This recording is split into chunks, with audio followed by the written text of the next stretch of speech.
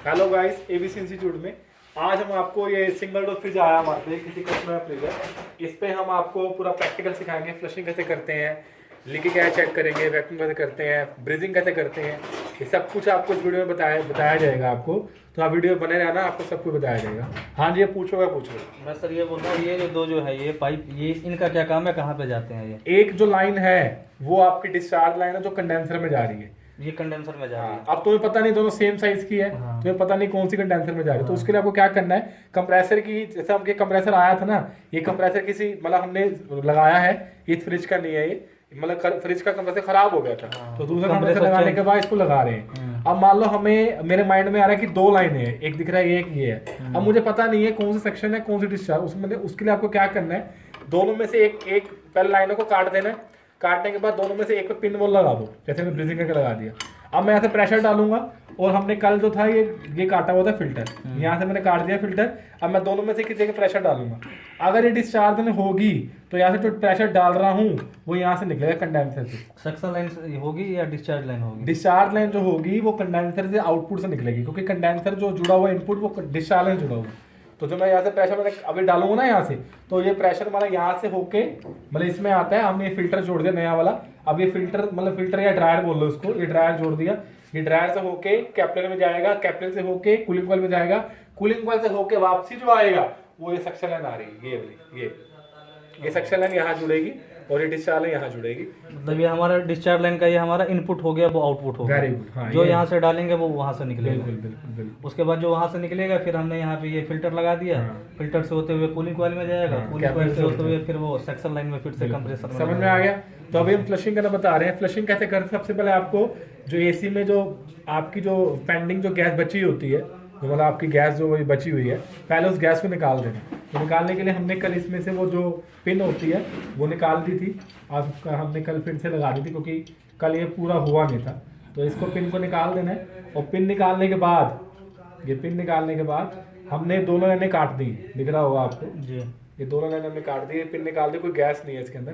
काटनी है दोनों लाइनें, डीप ब्रीथिंग नहीं करनी, हमें ध्यान रखना, दोनों को काटना है। इसके पीछे क्या रीजन है, क्योंकि हमारे फ्रिज में ना ज़्यादातर चोकिंग होती है, ये प्रॉब्लम तो आनी है, आती रहती है। अब मान लो आपने यहाँ से प्रेशर निकाल के गैस निकाल दी।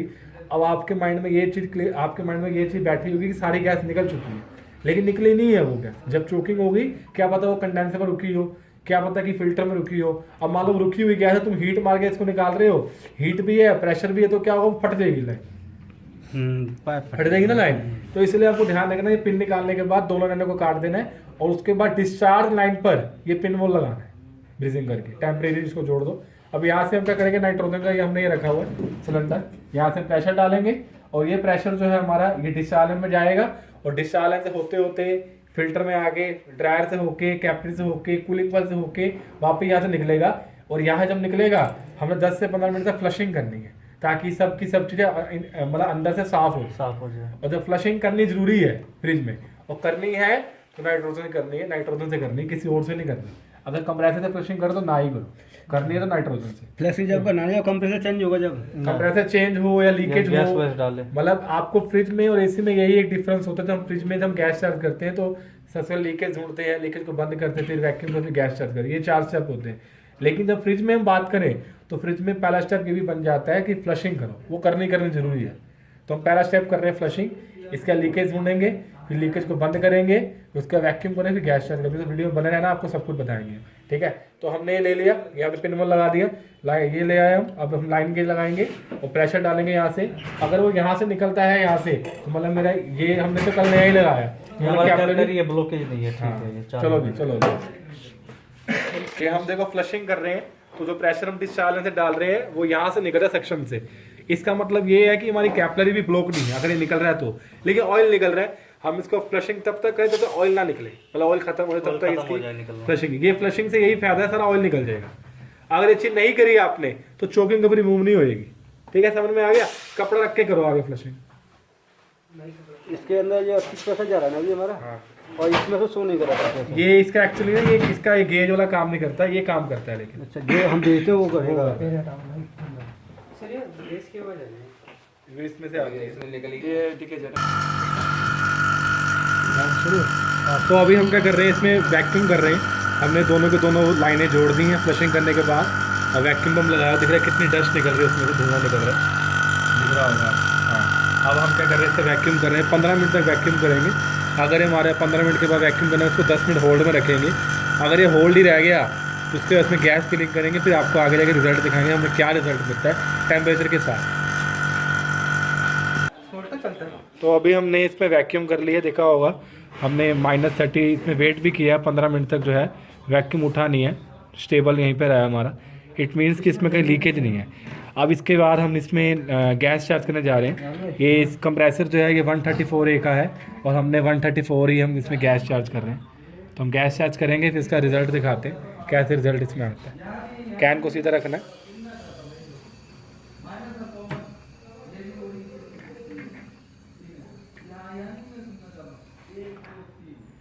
इसमें सर कितना तक डाल दो? अच्छा डाल दो।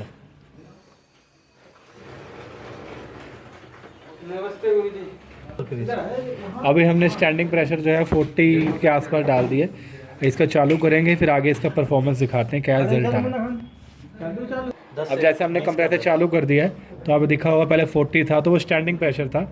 अब ये देखो 0 से नीचे जा रहा है। तो बाकी की हम जो रिमेनिंग गैस जो है अब इसमें फिल करेंगे, तो आपको बताएंगे। ये 134 से गैस है 134 है। तो इसका सक्शन प्रेशर मतलब रनिंग प्रेशर जो होता है वो हमारा 0 से लेकर 10 तक रखना है, इससे ऊपर नहीं जाना।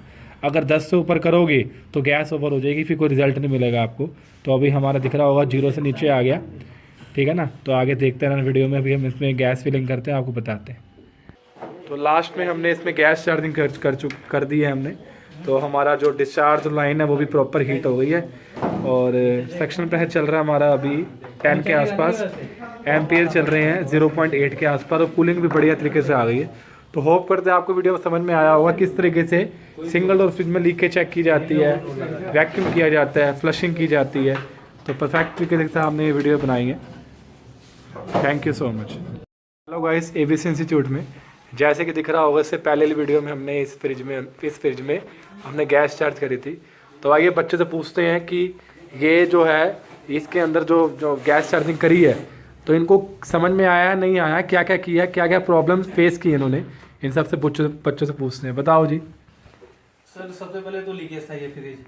तो पहले तो यहाँ पे पिन बोल लगाए हैं, ठीक है। बाद बाकी सक्शन डिस्चार्ज दोनों काट दिए हैं, ठीक है। काटने के बाद फिर सूजिंग करने के बाद फिर वहाँ पे दोनों सक्शन डिस्चार्ज पहले, उसके बाद फ्लशिंग की है, जो कहीं कोई हमारा कचरा वचरा तो नहीं है।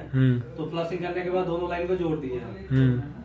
जोड़ने के बाद फिर टाका वाका मार दिए, फिर फिल्टर लगाए हैं, कैपलर भी लगाए हैं। उसके बाद फिर इसमें प्रेशर डाले हैं, प्रेशर डाल के लीकेज चेक की है, जो लीकेज है कि नहीं है। उसके बाद फिर हमारा 1-2 बार दिक्कत भी आ रहा था, लीकेज बार बार हो रहा था वो, क्योंकि वो अल्युमिनियम वो कॉपर और उसका लोहे का जॉइंट मारना था। उसके बाद फिर ठीक हुआ, तो फिर वैक्यूम करके फिर गैस डाले हैं, और सब कुछ फिर सही से हो गया। तो आप सबको समझ में आया किस प्रकार से हमने सिंगल डोर में गैस चार्जिंग करनी है?